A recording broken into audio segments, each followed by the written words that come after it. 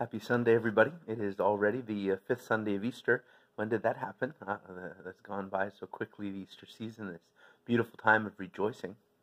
In our Gospel this Sunday, we have this dialogue of Jesus with his disciples, and he's talking about how kind of his own presence and his words and actions reveal the Father.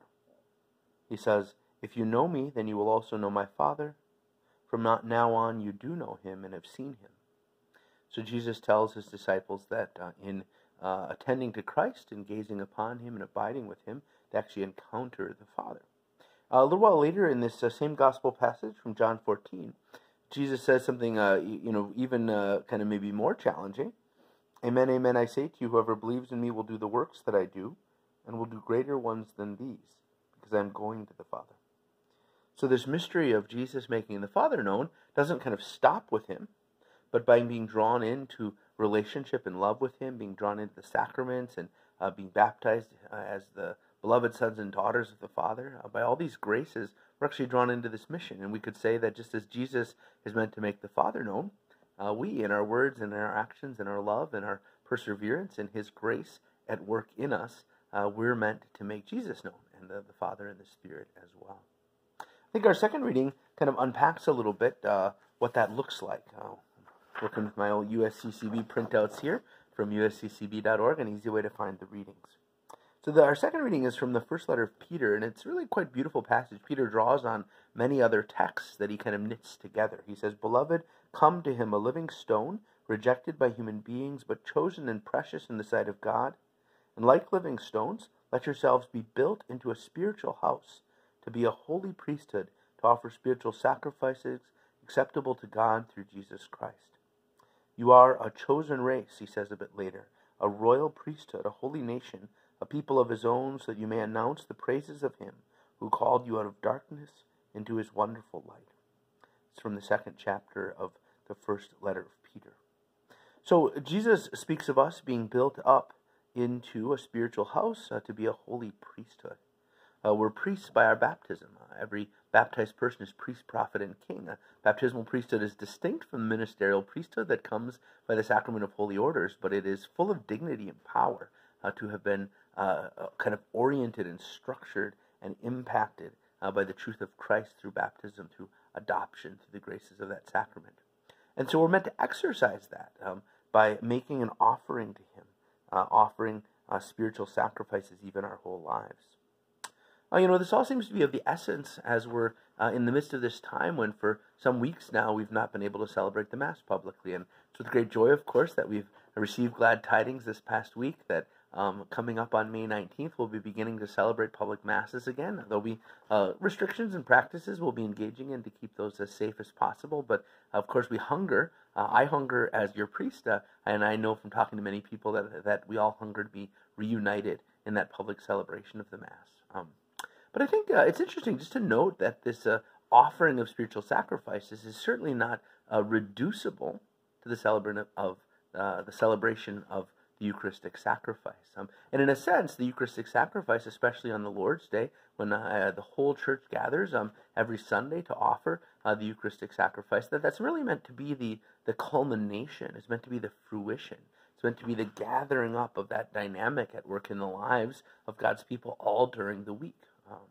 The need for this clarity and understanding that spiritual sacrifice happens in our daily lives has perhaps been particularly keen in light of not being able to gather together publicly for the celebration of the Mass. The Lord doesn't abandon us. The Lord doesn't go away. His grace isn't stymied when through these circumstances beyond our control, we have to take these strict measures to try to save people's lives. So what does it look like in baptismal priesthood, out of baptism, to offer spiritual sacrifices? Well, part of it is in the intention. As we go through each day, everything we do, especially everything good, everything neutral, and in some sense even our failures, we can offer them to the Lord. That's an interior offering. It's not the the kind of exterior offering of an Old Testament sacrifice of two turtle doves or a lamb or a goat or something like that. But it is, the giving the Lord the work of our hands, whether you work as a logger or a teacher or a physician or an engineer, whether you're taking care of small children, whether you're conversing with other residents in a nursing home, in every stage, every walk of life, whether you're doing homework or playing on the playground with your friends, all these things can be offered to the Father. And we can live them, we can experience them aware that there's a connection with God.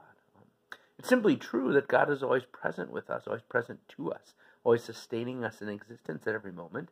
It's not always true that we live with an abiding awareness of that. And so the transformation here isn't God drawing near. He, of course, is always near. But the transformation is us living in light of that truth, aware of that reality. Lord, you're with me, and I can choose to give back to you from my heart. I can offer to you everything I do, every moment, every joy, and even every sorrow. If we understand this, and if we begin to live this, if we begin to taste this truth, that we offer these spiritual offerings, these spiritual sacrifices out of our priesthood, this prepares us then for the Eucharist to be the source and the summit. That memorable phrase from the Second Vatican Council, from Sacrosanctum Concilium, the document on the liturgy, that we would bring all the things of our life to the altar, and that we would receive the Eucharist as a gift which then transforms, that we take back to every place, every moment of the rest of the week. And of course, this is the very thing which we have been hungering for, which we've been experiencing the lack of in these days. So I guess my invitation to you, as we read these beautiful readings for the fifth Sunday of Easter, that we would all become more and more aware of how in each daily activity, and every day, even when we're far from the church or in circumstances that may seem very different from the Eucharist, that at every moment we can be offering the work of our hands, offering our hearts, offering our joys and sorrows to the Father, and that out of our baptism, by the priesthood, baptismal priesthood that comes to each person in baptism, these spiritual sacrifices can be pleasing to God, and they kind of open the world up to His grace, and they can bring about this deep transformation. Even as we continue to deal with limitations due to quarantine and social distancing, questions of how many people we can fit in our churches under those principles, or maybe people who through age or other sickness are very vulnerable to getting this virus, we're still going to be dealing with these limitations, which means it's a chance to really offer to the Lord all these things. Brothers and sisters, know my prayers for you. Please pray for me, and please pray especially for the preparations here in the Diocese of Marquette to return to the public celebration of the Mass here in just 10 days. God bless.